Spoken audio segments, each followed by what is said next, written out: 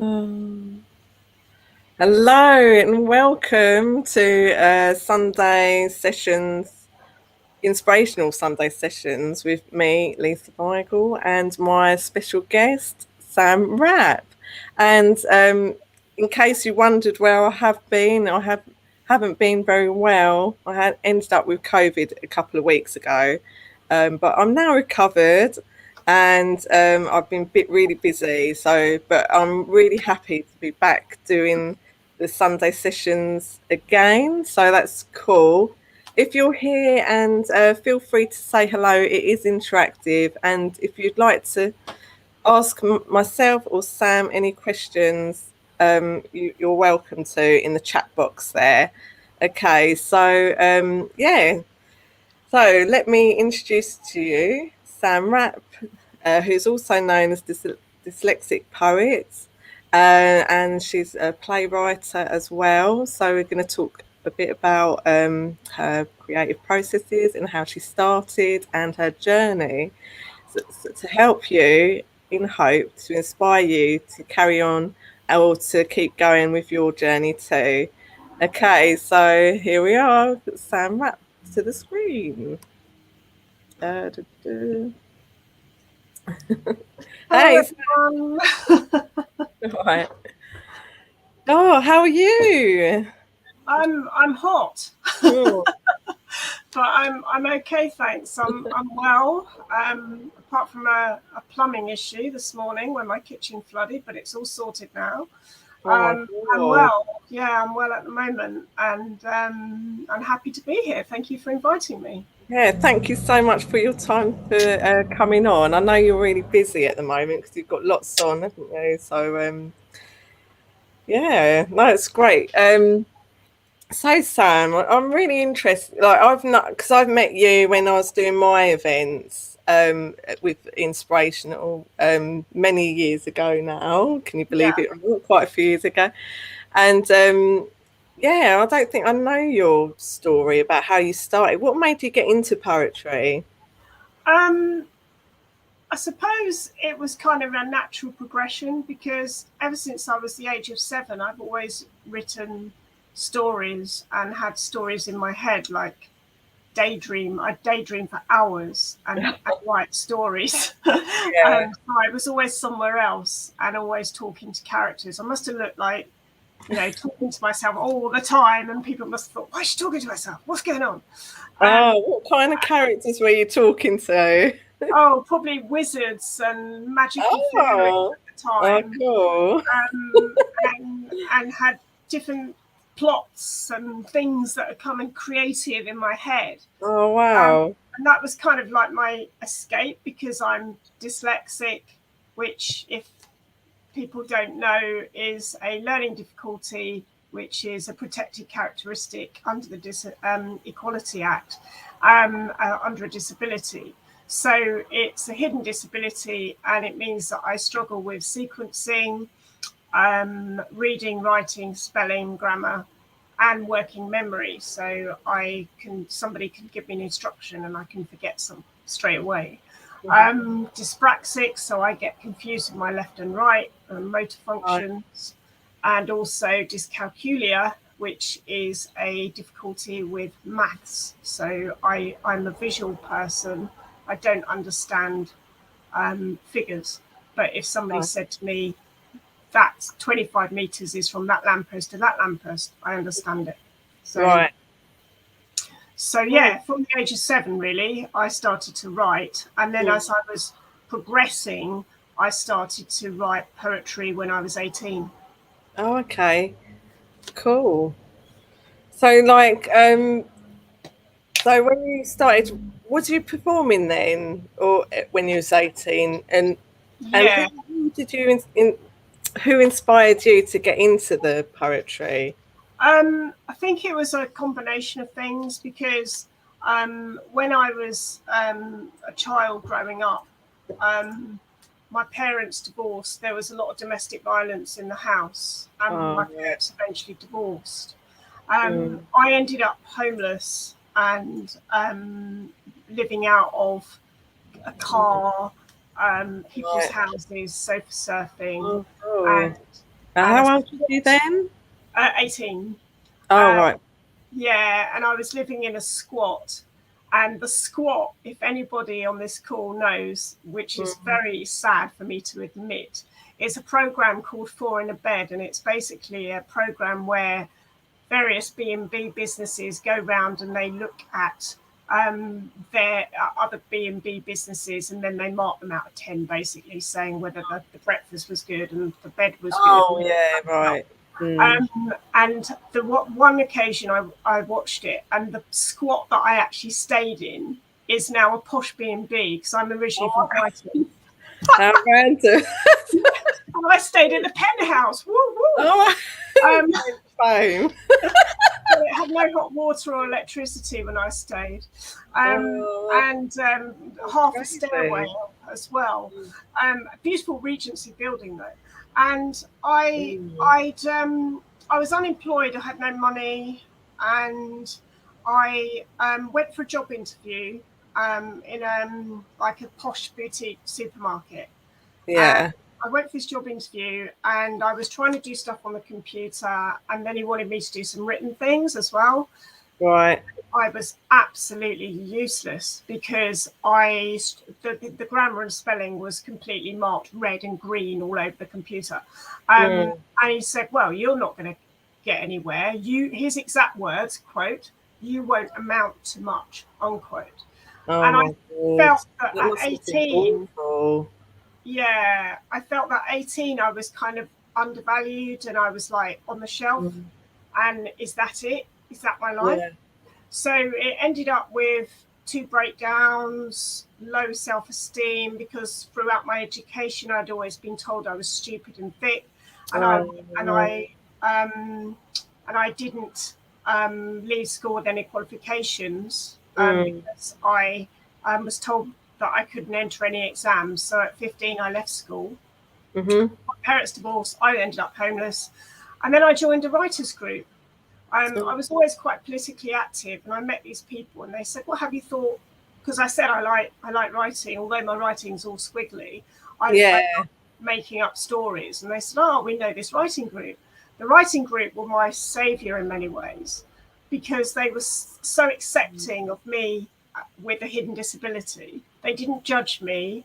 They read my stories, whether it was the writing was poor or whether it was good or whatever.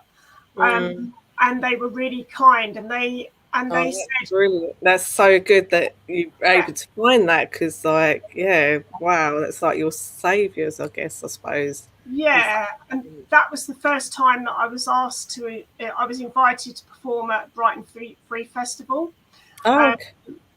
so I wrote a poem and about the environment, I think it So that was. was your first. So, like, so you sorry, rewind a little bit. So Yeah, you got into the writers group, yeah.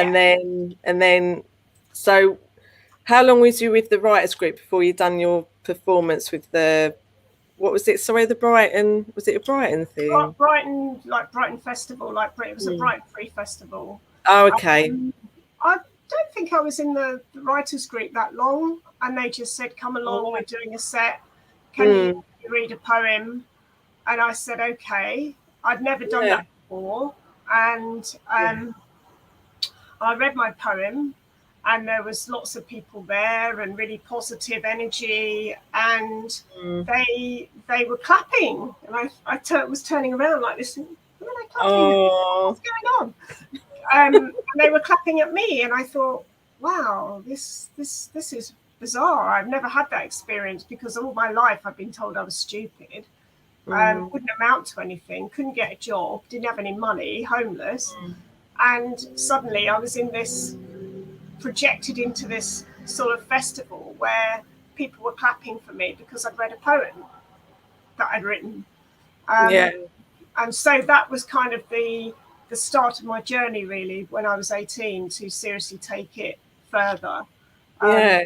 I started to That's write more. amazing because, like, I suppose you'd have had because your life was so you would have had lots to write about as well. You know, if you was in the spot, did you find that you'd write about those instances, or did you go into the more political frame? Yeah, a bit of both really. I wrote about what was really in my head because I've always liked to be with nature, and I had an amazing Mm. dog called Spanner. So I used to write about animals, nature.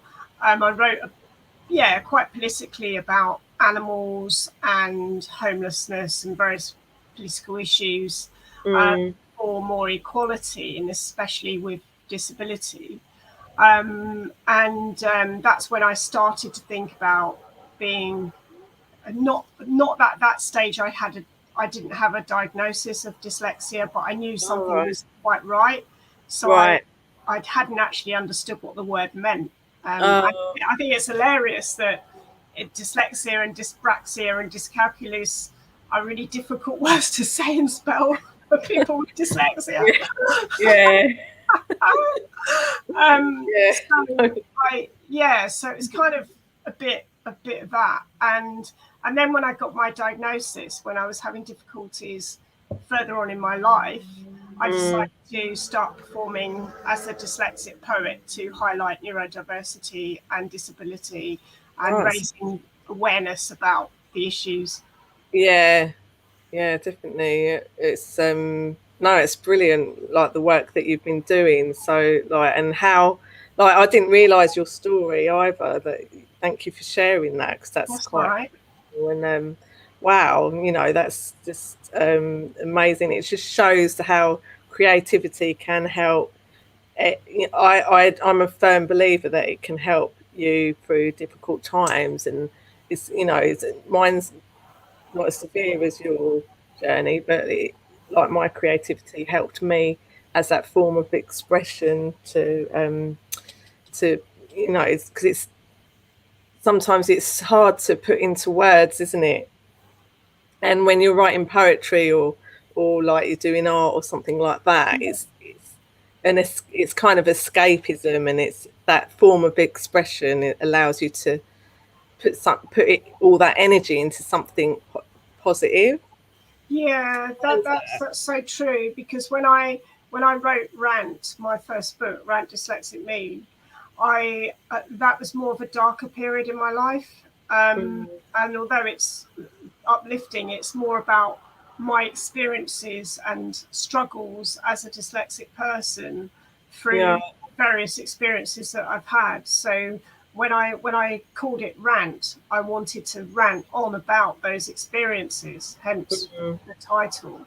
yeah. And I suppose I was kind of, my life changed when I was walking along the street in Brighton, and this Mm, and this guy stopped me when I had my when I was with my dog. I had a dog at the time, and he was a half Chow Chow and half Labrador, and he had a oh, pink and blue tongue, and he looked very unique and he unusual. So can he yeah, can do yeah, stuff.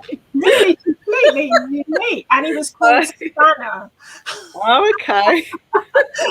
Don't know why, but he Oh, was called sweet. Spanner, and he used to come with me everywhere and wherever I lived, and literally Yeah, with the black bags and the bin liners and the shopping trolley and all that kind of stuff when I was moving around places, and yeah. washing my hair in public toilets. And when I was 18, my Oh, hair was really long, sort of near mm. my bottom Oh, area. so Spanner was your dog It was then? my dog, yeah. Oh, Yeah, and this guy stopped me and wanted to talk to the dog, because mm. I get my words mixed up. Oh, I okay, don't yes. know Yeah. what's in my head, but my words come out wrong. So I'll say something like park car when I mean car park, and I don't know it's being said wrong until someone says, "Oh, don't you mean car park?" Oh, Oh, I get things wrong all the time. yeah, Always say um, things. Yeah, don't worry. yeah. So Mm, it shows you what a chance encounter can change your life, because he was extremely, I suppose that you could describe him as eccentric. He had holes in his jackets, papers bulging everywhere out of his sort of Sainsbury's bag. His black rimmed glasses were dirty, and he looked really eccentric, but there was right. a distinguished air about him.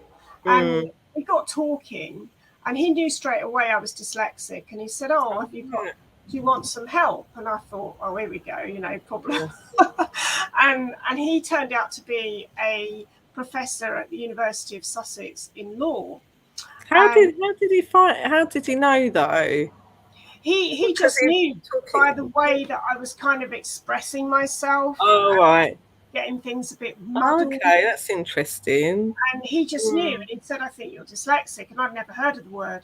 Um, Yeah, right. and, and then he mentored me. He said, go to college. And I said, I can't go to college. I've got no exams Mm. and I'm stupid. Oh, I can't go to college because that's what I was told all my life. So it's kind of like oh. a self-fulfilling prophecy that you believe what you're told. Mm. And he said, no, you're not stupid. You've got dyslexia, which is a disability, and I will mentor you and I will help you. Oh So, wow. with his help, he persuaded me to go to college. So, I enrolled on his courses and I Mm. passed GCSEs. I did my A levels and I did a law degree and creative writing course, and I passed them all. Oh, that's just amazing. Like, I mean, how did that so you've been told all your life that you're stupid and Yeah, like up to that point and belittled and everything else, and then all of a sudden you've got this mentor, which that's amazing. That's like, yeah, oh wow, I'm so pleased for you that that yeah. happened, because like, and then like, how did it make you feel when you're like I when felt, you're I when felt you kind of pass that, when like, you achieve them things, because that's amazing. yeah, I kind of felt they must have made a mistake because I was still very much in the low self-esteem bit. I was still very much didn't have any confidence whatsoever. So when I was going into the classes, I used to sit at the back because I said to myself, I'm the thickest person in this place. I Oh can't be no. visible. I must hide at the back. I cannot be visible under pain Yeah. and death. And he just encouraged me, and he went through things slowly, and he didn't worry about if my grammar and spelling wasn't correct. It was the content. Did I understand what he Yeah. was trying to say to me? So he was looking at teaching me in a different way, which worked. That's amazing. We need more people like that in the world, Yeah, don't we? yeah, and it was just a chance Wow. encounter because of my Mm. dog. Because I thought he was homeless by the way he looked. Yeah. Which is judgmental, but he just looked like he needed some help. Mm. And and then so I passed everything, and then I decided to write because I'd always kept a diary, and I decided to write, and I started to write stories and poetry, and then I started to write play, Mm. and I started to build on that. I became a part-time lawyer as well. Mm. Oh Which yeah, just throw that. That's just amazing. Like, to come from nowhere, like, and you're a lawyer, and yeah. So and I did that's that as just well. that's just amazing. I did that as well. Yeah. So that was kind of paying my bills. Then I managed to get out of the homeless situation Mm. and get a place. I met a guy, and we lived together and all that. And um, I wasn't homeless anymore, and I could actually shut my own front door and not worry about who was coming up the steps. And I Yeah, just felt more independent, more I don't free. more free. And I felt like I could do anything, although it was really hard with the Did you law feel because like that change? So obviously your life changed for the better then, which is yeah was great, and you were able to turn things around. But like, I was just thinking, like, how, like, did you find that easy? Did you? Oh, I'm trying to think. Like, did you find that an easy transition, or was it? Did you still suffer some of the things, like, in a transition, like a next stage of life, so you went up to the next state level, I suppose, and like, did you still suffer in any consequences of that? I still had the low self-esteem, so I had no confidence, even though I managed to get through the exams and Yeah. got published and all the rest of it, my writing.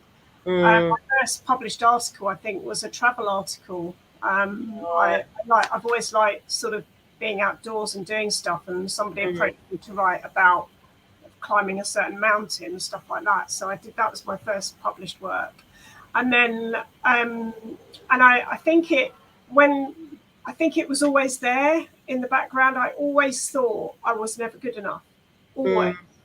And it kind of manifested itself when I was in court once, and I'd written a document for the judge on this case, and he sort of looked at it, and it was like he was going through it with a red pen. That's how it felt. Right. And he looked at it and he went, "Oh, this isn't very well written, is it?" And he sort of said, "Who wrote this?" And I was kind of crouching. Oh no! So anyway, I had to sort of slowly put my hand up like that, and I said, "Well, I did," and of course at that stage I still wasn't diagnosed, so I didn't really know what was wrong. I just said, "Well, I did." He said, "Well, it's very poorly written," but the context was there. The was right. The context was there as to what I was trying to say. It just was filled with, spelling and grammar issues and not logical in its presentation. I can't say the word chronology. It wasn't a chronological argument because I struggle with sequencing in my head. So it was kind of coming out how I thought it should come out, which was wrong, apparently. So there was problems like that.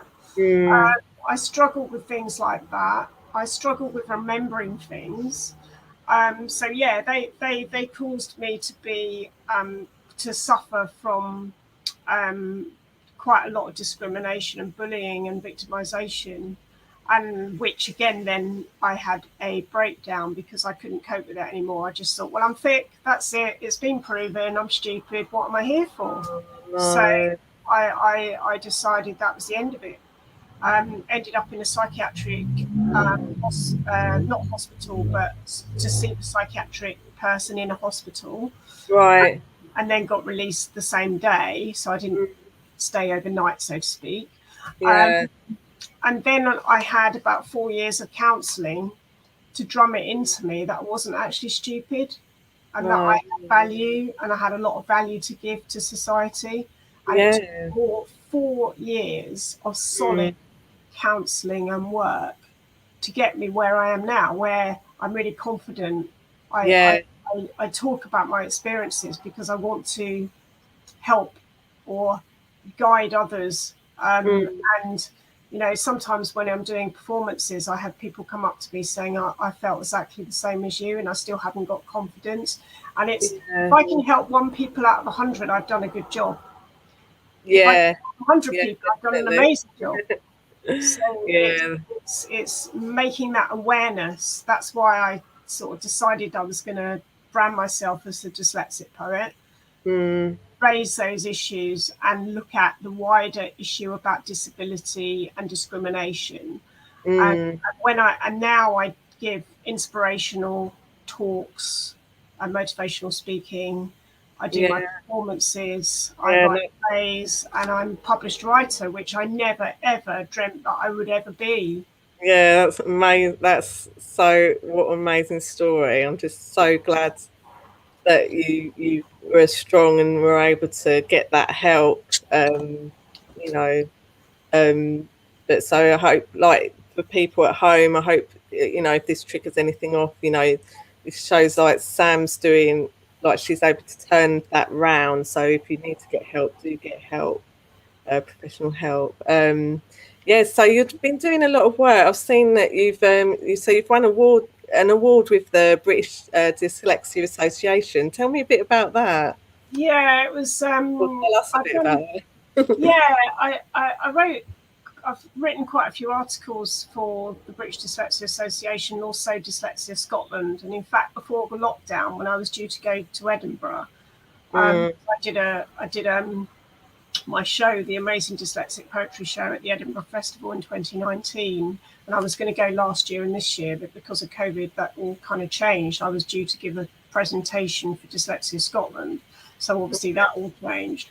And it was really because I do a lot of voluntary work for the British Dyslexia Association. So they decided to give me an award for the voluntary work that I do, because I go to meetings, I look after the South East local dyslexia associations. I'm also the chair of Medway Dyslexia Association, highlighting locally about dyslexia, and also the ambassador for Medway Disability Action.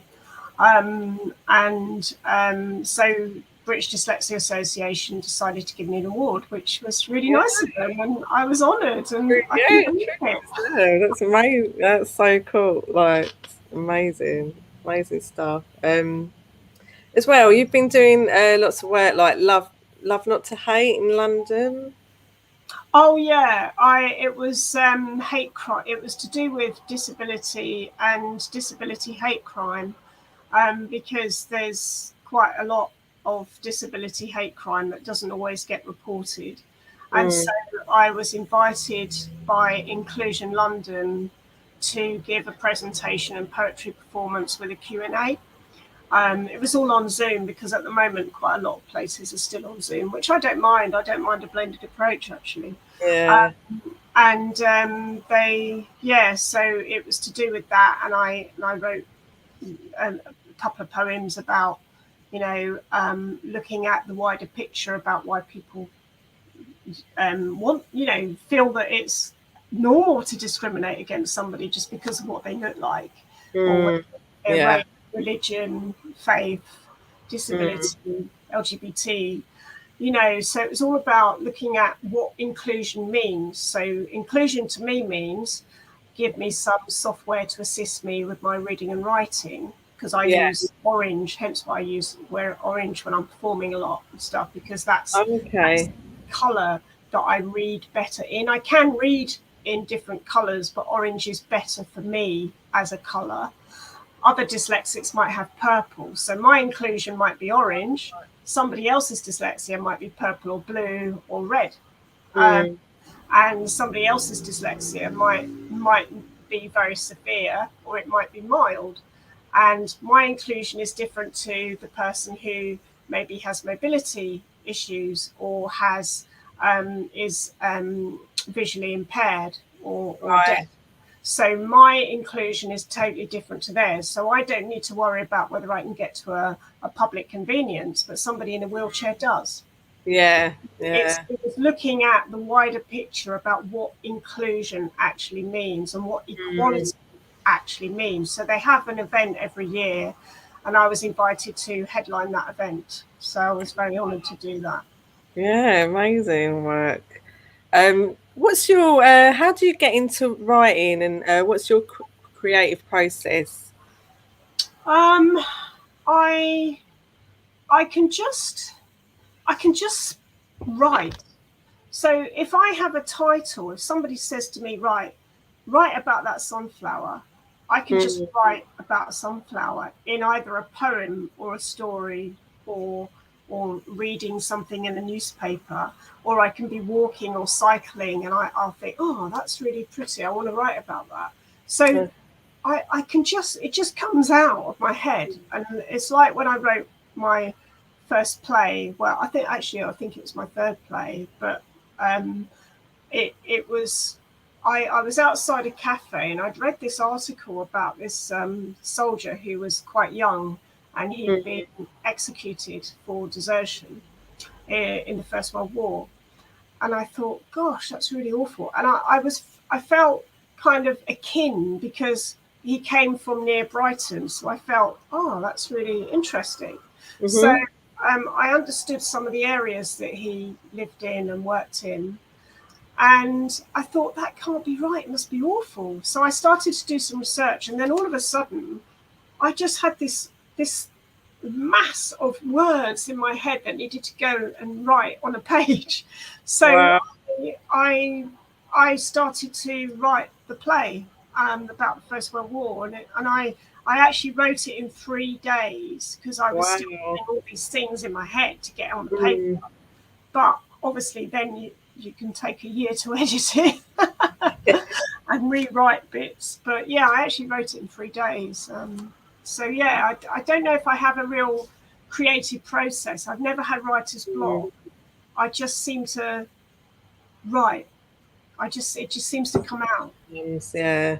Oh, that's mate. Yeah, it's great because sometimes, yeah, it's like you say, sometimes them things just come out quite quickly, Yeah, but the hard work comes in with the editing process and stuff. Do you have yeah. any like tips on how to edit? How do you edit your stuff? Yeah, well, what I tend to do is I write it all out in draft first, and then I go back to it, and then I get the read and write or the speaker on the computer to read Mm, it through to me. So, like someone else is reading it to me, but it's the computer reading it back. And then I stop it and I think, that doesn't sound right. I want to say this. And that's how I kind of do the editing process. So I have to have it sort of read back to me, and then I know where I'm going with it. That's kind of how it works for me. yeah, I have to cool. reread things a number of times before it kind of gets into some sort of order that I'm happy with. No, well, yeah, it's a play. I guess sometimes you do have to arrange it like in different ways. Yeah. Um, yeah. So you've been doing a lot of work with the community. Was it the Astor community? Just looking at my Oh, notes. yeah. That's The the theatre. Astor Yeah. community. Tell us a little bit about that. Yeah, well, this has been a project for about 3 years because I was supposed to do a presentation and poetry performance for the Deal Art and Music Festival. Uh, Mm, because of COVID, everything got adjourned and put back, and then yeah. we're actually going ahead now, and we're having it in the Astor Theatre in Deal, and I've not been there before, and it was an amazing theatre. It's Victorian and gorgeous inside, Yeah, I've amazing. been there. Yeah, it's beautiful, and so they wanted me to do a presentation with poetry and a Q&A. So I did a PowerPoint presentation, did poetry and Q&A, and I was on stage for an hour. Um, Mm. and I had a packed house, and it was Oh, absolutely cool. wonderful. And people were asking about their can I help them with their dyslexia, and they know a friend or their relative. Or I had a student come up to me who said, "What would I? How would I go about talking to a college or university about getting some help?" And I sort of helped with that. And I'm always very open. So if somebody Yeah. wants to contact me, I always say, "There's my email. It's on a card, or there's my number. Please contact me. I'm happy to help wherever I can, because I'm passionate about that, because I know that I had someone who mentored me to try and get me through exams, and it's Mm. nice to know that if someone's struggling, that they can talk to someone like me, maybe. And Mhm. I haven't got all the answers, but I might be able to help. But even if it's just a positive message, something that Yeah. would maybe help them along their way. Oh, that's amazing. Yeah, that's cool. So, you've been doing so your thing is like fun with words and um Yeah, I've got a production company called Fun with Words Productions, and it's a creative writing. I do creative writing workshops for all abilities. So whether you can read, whether you can write, it doesn't matter. So if you sign your name with an X, it doesn't matter. You can still participate in the workshops, because it's all about inclusion and equality and anybody's ability. So whether you're a kid or whether you're 108, you can join in, because it's all about that inclusion. And so I've been doing creative writing workshops for a number of years now with my company, Fun Words Productions. And I sometimes do private tuition and group sessions. And I'm doing some sessions at the Chatham Library in August. So I'll put all those details out on Facebook, and it will be on the Chatham Library site. I think I'm doing one session. I was actually booked to do about 6 weeks, but because of mm, COVID, everything got kind of rejigged and juggled around. So, yeah, yeah, but so yeah, so that's kind of what I do. But I was honoured to take part as co-chair for Creative Megway for the Megway Cultural Strategy bid. are a Oh, limited bid for art and culture in Medway. mm, So I'm co-Yoda for creative.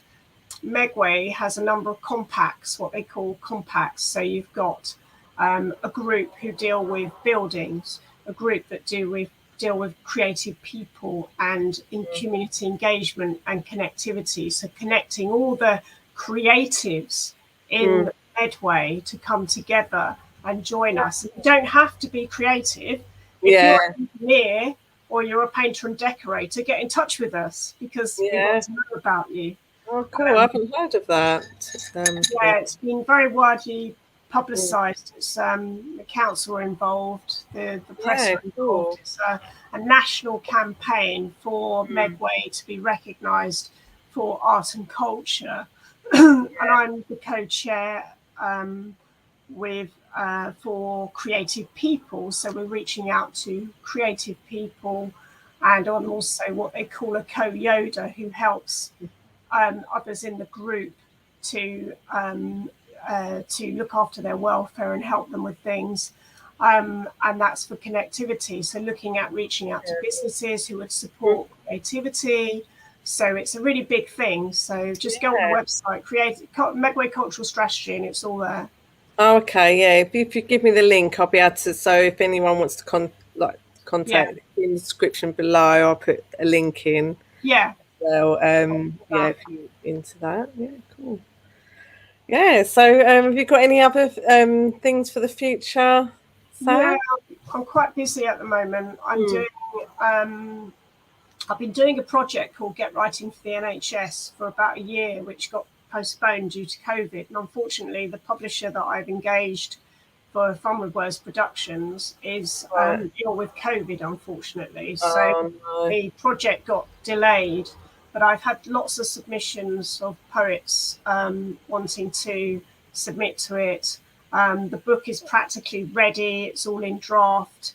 And the idea is that people can purchase the book and read poetry about what the NHS means, the theme of the NHS, and I was inspired to set up this project because of my sister. She's a nurse, and she All caught right. COVID, and she was working on the front line with the COVID patients, and I was inspired to do something about it. Not the sort of Captain Tom, perhaps, but my, my little bit to help Oh, um, with great. with poetry. Mm, So if anyone wants to still submit, there's still time, but it's going to yeah. print very soon. And so that's one project that's still going on. Mhm. Obviously, sorting out creative writing, preparing for that, and then doing presentations and poetry readings. I'm doing a reading tomorrow night because I was honoured to be invited to participate in SOS Surviving Suicide, which All is right. an anthology of poetry about suicide. And there's absolutely a wealth of different poets, some of them very famous people. Oh, Benjamin okay, cool. Benjamin Safariah is in the book as well. All Um, right. and so I was honoured to be part of that. And there's the book launch tomorrow night. Mm, And cool. then what else have I got? I've got, the writing workshops in August. I'm doing the Sticks and Stones Festival in August as well. And that's at Fort Amherst, I believe. Mhm. So I'll do poetry performance and creative writing, and then I'm doing a presentation, creative writing workshop, and Q&A and poetry reading at South Bank Right. University. I'm one of the key speakers for International Celebration of Dyslexia, so there's lots of other speakers, and I've got the longest slot out of all the Oh, doctors wow. of dyslexia, because I'm Oh, doing really? poetry, presentation, Q&A, and a creative writing workshop. So they needed to give me a bigger slot. So I'm doing that in October. Mhm. And I'm also doing a project, which is going to take a year, which I've just started about women, um, along with Sarah Jenkin. So Okay. that's a project in its infancy at the moment, but Mm. things are moving on it. So that's keeping us both very busy. Yeah. And actually, some time to write would be good as well. I'm writing a thriller that I keep putting off because I'm getting other things to do. Yeah. And my second book is finished. I've just got to get it published when Wow. my publishing guy gets over COVID. I'm sure So he will. what's your book about? Your new publication? Wow.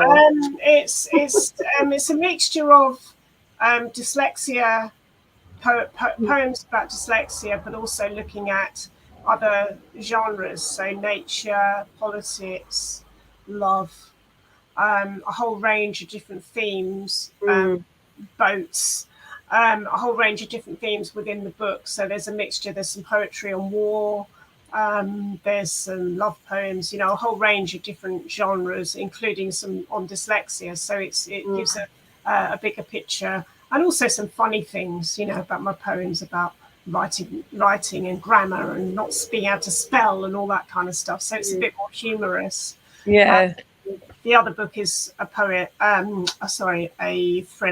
about murder and intrigue, Oh, right. and all And that that's stuff. the new one. Sorry.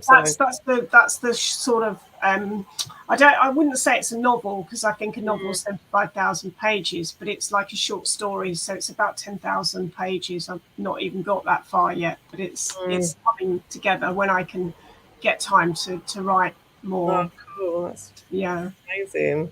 So, do you find time management difficult? Or Yes. Yes, I find time management horrendous, because it's like things still have to be done, don't they, in the house? You still got to do yeah, housework and your washing, and you still got to do some work in the week, and then plan your day around trying to do writing commitments and other commitments and meetings. I have a lot of meetings that I do, just really for people contacting me about work things, and then doing invoices and just general tidying up and housekeeping is sometimes hard. So my time management isn't great. I tend to work sometimes later than I should, and leave. yeah, That's why I tend to go to the gym and do exercise, because that's kind of my respite. I give myself yeah. some time off. I might go for a swim or something like that, and I find that helps. Mm. Yeah, you're very energetic. Yeah, I bounce around a lot. Yeah. Oh, I it's think I great. haven't been able to dance for 2 years. So, Yeah, once that the is clubs are open, true. I'll probably still be there in a mask. But I'd be maybe go to a festival or something. No, yeah, I miss dancing a lot, a lot. Yeah, so hello Carol. So she's just saying I've just realised I've been which in the last one? I'm not sure what you mean, sorry. Lovely to hear how well you've been doing, Sam. Love listening. Oh, thanks, Carol, that's great. Oh, So that's Carol said, lovely. Thank you, Carol. That's really lovely. Thank you very much. yeah, so I'm gonna wrap things up. Excuse the pun. Fantastic. Heard that one before, Lisa. Yeah, you probably not original that one. But yeah, That's a so wrap. That's a wrap. That's a dyslexic wrap. yeah, cool. So yeah, so right, so I'm gonna say goodbye to Sam. If you want to wait backstage for me, and I'll just yeah, thank you so much. That was really like your story. That's like from homelessness to where you are now and all the things you've achieved. It's amazing. It just shows that it doesn't matter where you start in life, it's how you end up and put how you're able to get help. People are there to help you. You just got to Yeah. get the help Yeah. if you want it. But yeah, you can turn things around, and creativity is a great way to be able to turn your life around too. So Yeah. yeah, but I thank think you for that's right. your amazing story and for No, sharing that with you. Because you're that's welcome. And I think one of the messages is to be positive. Whatever happens, be positive. And if someone says you can't do it, do it. because that's what I was told. Oh, you can't do that. So just go out and do it. Make your own mistakes. If you can't do Yeah. something, you've made the mistake yourself. You don't have to worry about it. But just go out, Mm. live your life, and live your dreams, and do it. Yeah, definitely. Yeah, definitely. So thank you so much for your You're time, welcome. Sam. Really happy that you've joined. And I'll just say goodbye to you now. But wait for me backstage, and Thanks then ever so much. Thank you, everybody. And thank you, Lisa, for inviting me. oh, It's lovely you're to see welcome. You're welcome. Oh, sorry. Yeah, sorry. No, I just got you off a bit early there, didn't you. I? That's all Oh, right. Don't yeah. worry. But no, thank you. I really appreciate it. And yeah, just wait for me then a minute while I say goodbye Okay. to everyone. Okay, so wow, what an amazing story we've had from Sam. I hope you're feeling inspired. And if you'd like to be a guest on my show, feel free to contact me. And like we've talked about quite strong subjects here, so if you do feel triggered, do reach out to someone. There will be someone there to help. And if you're interested in Sam's work and what she's doing, I'll make sure I put it in the descriptions below and check that. Do please subscribe to the channel if you like what I do. And yeah, I hope you have fun being creative and with your endeavours, and keep going, and lots of love to you. Bye for now.